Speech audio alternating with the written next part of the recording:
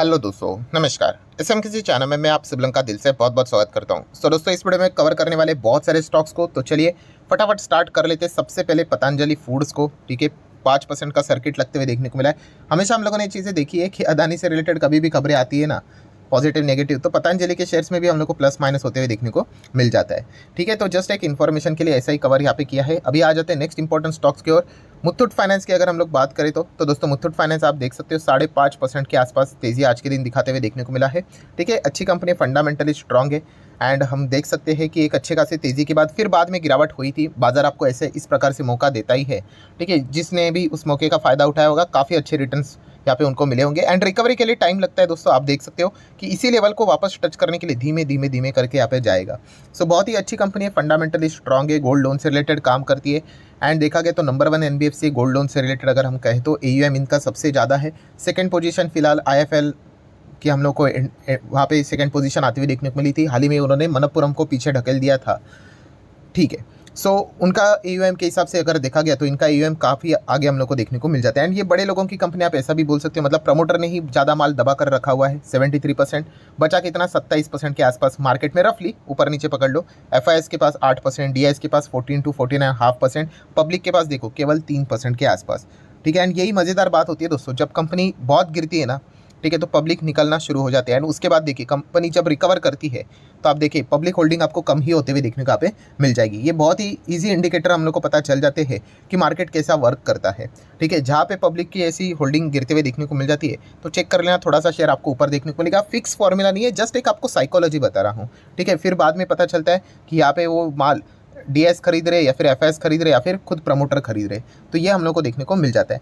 Next बात करेंगे Jubilant food works, काफ़ी अच्छा परफॉर्मेंस यहाँ पे भी देखने को मिला है। इनमें भी सेम परफॉर्मेंस देखने को मिला है। ज़बरदस्त तेज़ी के बाद गिरावट तो होगी, फिर उसके बाद धीमे धीमे करके रिकवरी देखने को यहाँ पे मिल रही। तो क्यूएसआर चेन में देखा गया तो इसमें हम लोग को ये नंबर 1 कंपनी देखने को मिल जाती है। ठीक है, नेक्स्ट अगर हम लोग यहाँ पे बात करेंगे आरती इंडस्ट्रीज, यस, आरती इंडस्ट्री में भी 5.5% की आज अच्छी खासी तेज़ी देखने को मिली है। केमिकल सेगमेंट थोड़ा सा यहाँ पे ग्लोबल लेवल पे स्लो डाउन होते हुए देखने को मिल चुका है, चाइना के चलते भी परेशान होते हुए देखने को मिला है। पहले एक्सपेक्टेशन था कि बड़ा बिजनेस आएगा तो कैपेक्स करके भी रखा हुआ है, तो उसी का खामियाजा यहाँ पे थोड़ा बहुत भुगतना यहाँ पे बढ़ रहा है। कंपनियां फंडामेंटली वीक नहीं है, ठीक है, बट येस बिजनेस ओरिएंटेड अगर हम लोग यहाँ पे बात करें तो थोड़ा सा परेशानी जितने भी केमिकल कंपनीज है इनको थोड़ा बहुत यहाँ पे झेलना पड़ रहा है। सो एक्सटर्नल इशूज के चलते सारे स्टॉक हम लोग को नीचे देखने को मिल रहे हैं। आज के दिन थोड़ी सी अच्छा परफॉर्मेंस देखने को मिला है। नेक्स्ट अगर हम लोग बात करेंगे दोस्तों तो जोमेटो, यस, जोमेटो की बात करें तो 3 से 3.5% की तेजी देखने को मिली है एंड ब्लॉक डील वाली खबर हम लोग को देखने को यहाँ पे मिल चुकी है दोस्तों। एलीपे की अगर हम लोग यहाँ पे बात करें तो वो अपना स्टेक यहाँ पे हम लोग को सेल करते हुए देखने को मिले, जो कि अप्रॉक्सीमेटली 3.5% के आसपास देखने को यहाँ पे मिल रहा है। सो ये जो ब्लॉक डील होते हैं, बल्क डील होते हैं, ये बड़े डील्स यहाँ पे रहते हैं। ठीक है, ओपन मार्केट में ये चीज़ें होती नहीं है, मार्केट खुलने से पहले या फिर बाद में हम लोग को जो एक विंडो रहता है सेपरेट कुछ टाइम का, उसी में ही हम लोग को ये डील होते हुए देखने को मिल जाती है। सबसे इंपॉर्टेंट चीज़ होती है कि कौन से दाम के ऊपर ये डील हुई है करके। सो हम लोग जरूर यहाँ पे कह सकते हैं जोमेटो ने जब से यहाँ पे सेकंड टाइम प्रॉफिट यहाँ पे दिखा है तब से अच्छा परफॉर्मेंस हम लोग को देखने को यहाँ पे मिल रहा है। खास करके जो मैन ऑफ द मैच था उस परफॉर्मेंस का वो था ब्लिंकिट। यस, ब्लिंकिट किसी ने सोचा भी नहीं था कि इतना ज़बरदस्त परफॉर्मेंस दिखाएगा एंड प्रॉफिटेबल होगा। तो इसी चीज़ के चलते जोमेटो की भी ओवरऑल जो नंबर्स थे, जो अनुमान था कि भाई चलो 20 करोड़ के आसपास कुछ डेटा आ जाए, वो सीधा 39 ऐसा 40 के रेंज के आसपास, 35 to 40 के रेंज के आसपास प्रॉफिट जाते हुए देखने को मिला था एंड इसी चीज़ के चलते परफॉर्मेंस जोमेटो का काफ़ी अच्छा देखने को यहाँ पे मिला है।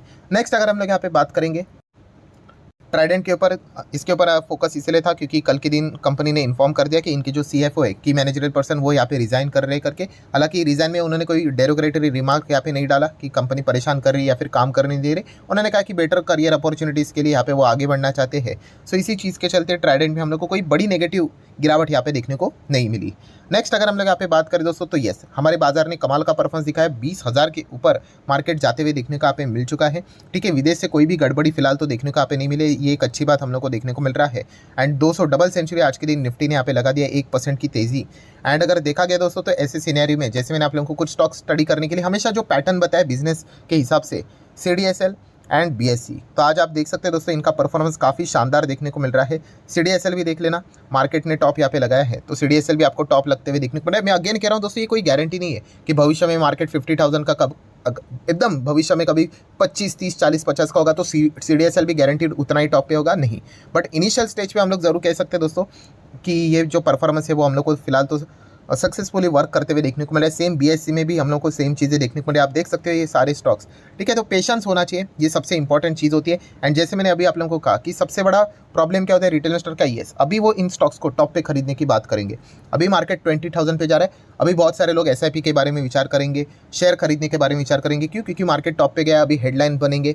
देन अगर निफ्टी के अगर पुराने हायर लेवल की बात करें, शायद से 222 था ना हाईएस्ट, अगर हम बात करें तो येस आप देख सकते हैं 20,222 ये हाईएस्ट लेवल था। अगर इसको तोड़ देगा, मान लीजिए 20,225 हो गया, तो हेडलाइन बन जाते, पेपर में न्यूज़ इन्वर्टेड कॉमा में आ जाता है कि नया ऑल टाइम हाई लग गया करके। तो वापस जो पुराने प्लेयर्स रहते वो मार्केट छोड़ देते गिरावट के चलते। गिरावट मतलब अगर आपको चार्ट पैटर्न भी यहाँ पे दिखा दूँ, ये देखिए कि यहाँ पे मार्केट में कुछ ही महीने पहले यहाँ पे सितंबर के आसपास, अक्टूबर के आसपास हाई लगाया था, उसके बाद नीचे आया था, ठीक है। आप देख सकते हो 19,000 को भी तोड़ा था, फिर वापस यहाँ पे नीचे आया। तो मार्केट है भाई, ऐसा ही चलेगा। सर क्या वापस नीचे आ सकता है? आ सकता है, उसमें कौन सी बड़ी बात है। एक बात याद रखना, ये दिमाग से ये कचरा निकाल देना कि गिरावट मतलब दी एंड, कि भाई दुनिया ही खत्म हो गई। मैंने कल के वीडियो में भी आपको बोला था कि कोविड 2008 जैसी मंदी कुछ नहीं कर पाए बाजार का, ठीक है। वो पैनिक आपको ज़रूर करवाएंगे, ये चीज़ जिसके दिमाग में फिट हो गई ना कि अगर डरना नहीं है करके, दैट्स इट, वो मार्केट में हमेशा अमर हो जाएगा, ठीक है। इसका अर्थ ये नहीं कि आप कोई खराब स्टॉक में जाके निवेश करो, ठीक है। अच्छे फंडामेंटल स्ट्रॉन्ग स्टॉक्स में अगर आप होंगे तो फिर आपको कोई डरने की ज़रूरत नहीं। इसीलिए तो भाई अच्छे फंडामेंटल स्ट्रॉन्ग शेयर्स में लोग जाते हैं कि उनको पता है कि कल अगर कुछ भी 19-20 हुआ मार्केट में, स्टिल हमारा पैसा टेम्पररी फेज में यहाँ पे नीचे है, भविष्य में तो भाई रिकवरी देखने को यहाँ पे मिल जाएगा और पैसा बन ही जाएगा। तो ये चीज़ हम लोग को समझ में यहाँ पे आने चाहिए। अभी आप देख सकते हैं क्या कमाल का परफॉर्मेंस देखने को यहाँ पे मिला है इन दोनों स्टॉक्स का। एंड तभी भी वीडियो बना के मैंने आपको बताया था, लिटरली अगर आप प्राइस देखोगे उस वक्त के इन शेयर्स के, चलो मैं आपको लिंक दे देता हूँ ऊपर आई बटन पे या फिर नीचे डिस्क्रिप्शन में, स्टडी कर लेना जाकर, ठीक है। एंड सेम चीज़ें, मैं कोई रिकमेंडेशन नहीं देता हूँ, पहले ही आपको बोल चुका हूँ दोस्तों, मैं आपको पैटर्न समझाता हूँ कि बिजनेस धंधा कैसे चलता है, ठीक है। एंड उसी चीज़ के चलते ये अभी हम लोगों को सारी चीज़ें प्रैक्टिकली वर्क होते हुए देखने को यहाँ पे मिल रही है। इससे रिलेटेड मैंने एग्जांपल भी दिया था, कौन सा वाला एग्जांपल दिया था?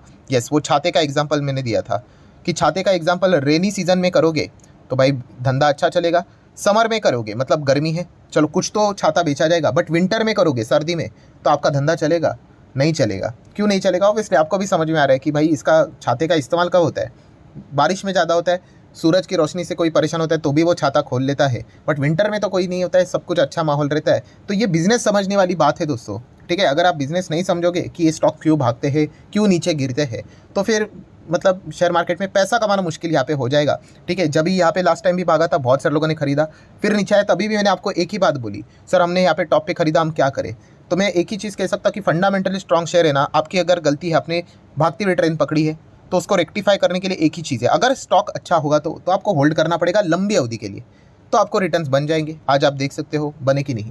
तो बहुत सारे लोग आज पछताते भी होंगे कि क्यों हम लोगों ने ये शेयर बेचा। वो प्रॉब्लम उनका यही है कि वो बिज़नेस को नहीं देखते, बस जो भाग रहा है उसको खरीदो, जो नीचे आ रहा है वो ख़राब हो गया, तो इसी चीज़ के चलते वो परेशान रहते हैं। नेक्स्ट अगर हम लोग यहाँ पे बात करेंगे, ऐसे खुशी के माहौल में मार्केट में ज़बरदस्त हायर लेवल के लेवल्स बनते हुए देखने को मिल रहे हैं, 20,000 का लेवल टूट गया, बट कुछ शेयर्स में हम लोग को यहाँ पे दुख का माहौल भी देखने को यहाँ पे मिल रहा है। उसमें से एक कंपनी है यथार्थ हॉस्पिटल।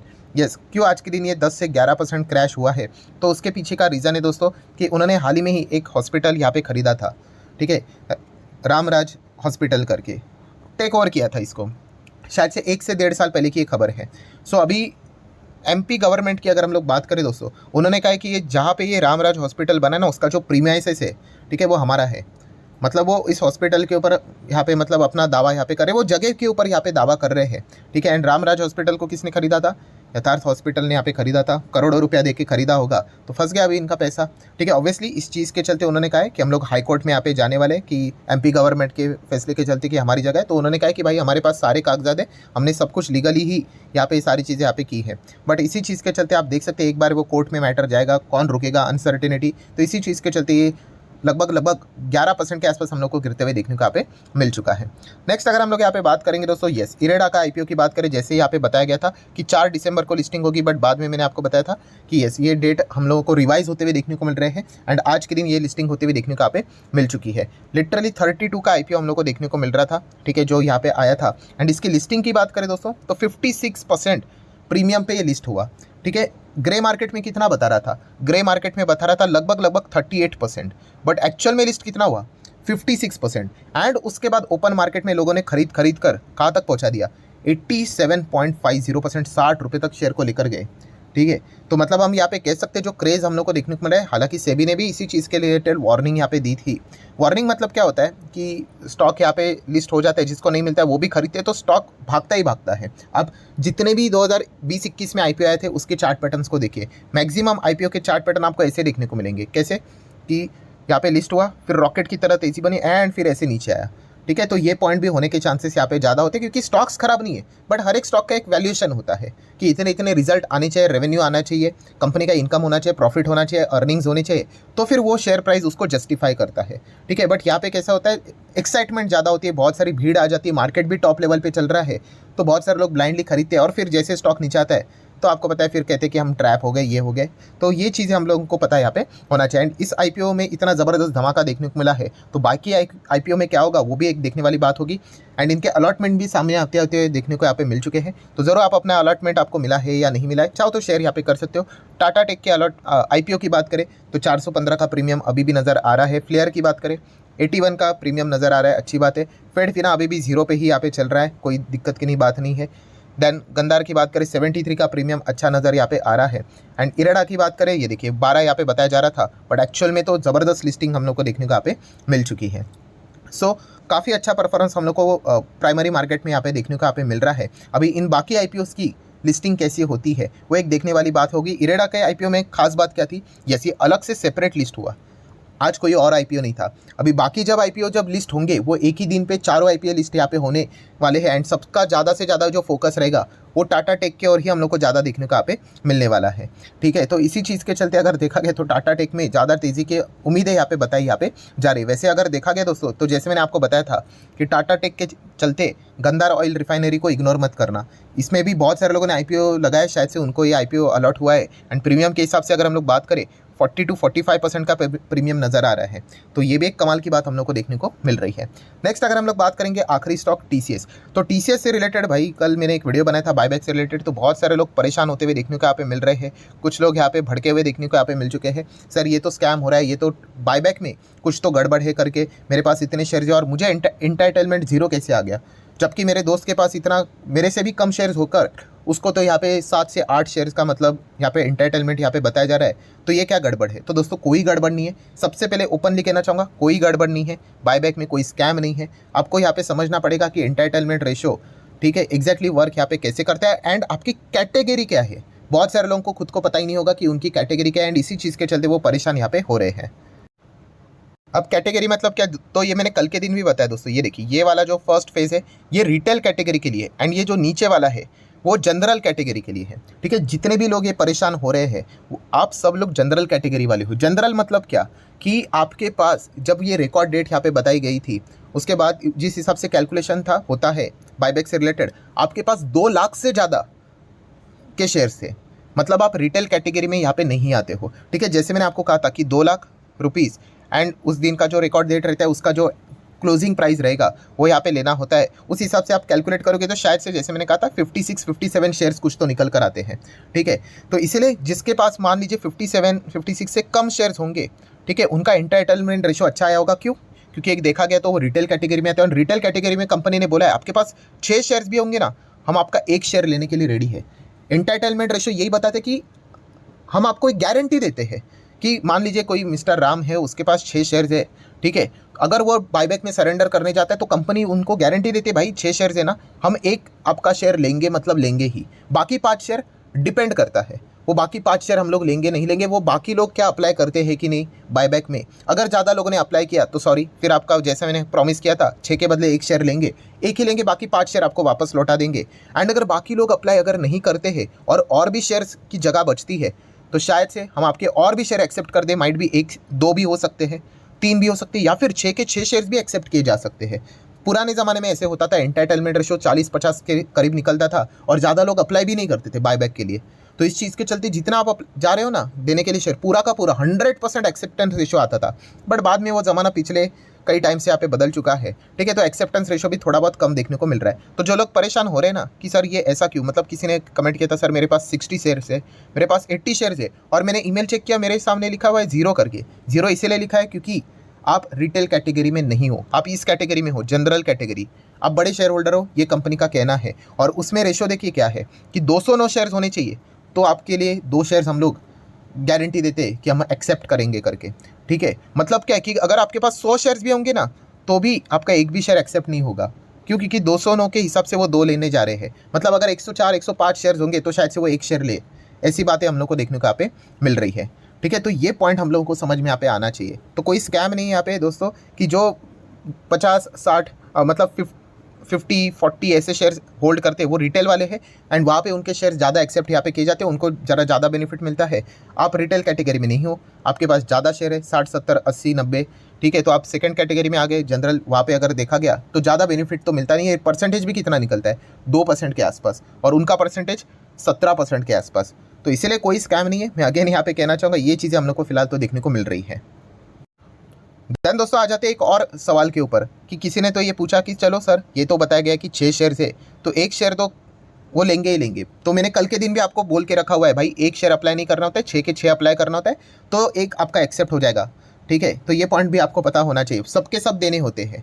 देन अगर हम लोग बात करें, ये सवाल भी आ गया, सर मेरे पास 1 शेयर है, मेरे पास 2 है, 3 है, 4 है, 5 है, तो मेरे सामने तो भाई एंटाइटलमेंट तो 0 लिख कर आ गया, वो तो है ही। तो फिर हम लोग अप्लाई करें या ना करें? देखिए, आप चाहो तो अप्लाई करके रख दो, किसमें? बायबैक में। बट कंपनी क्या बोलती है? एंटाइटलमेंट मतलब गारंटी।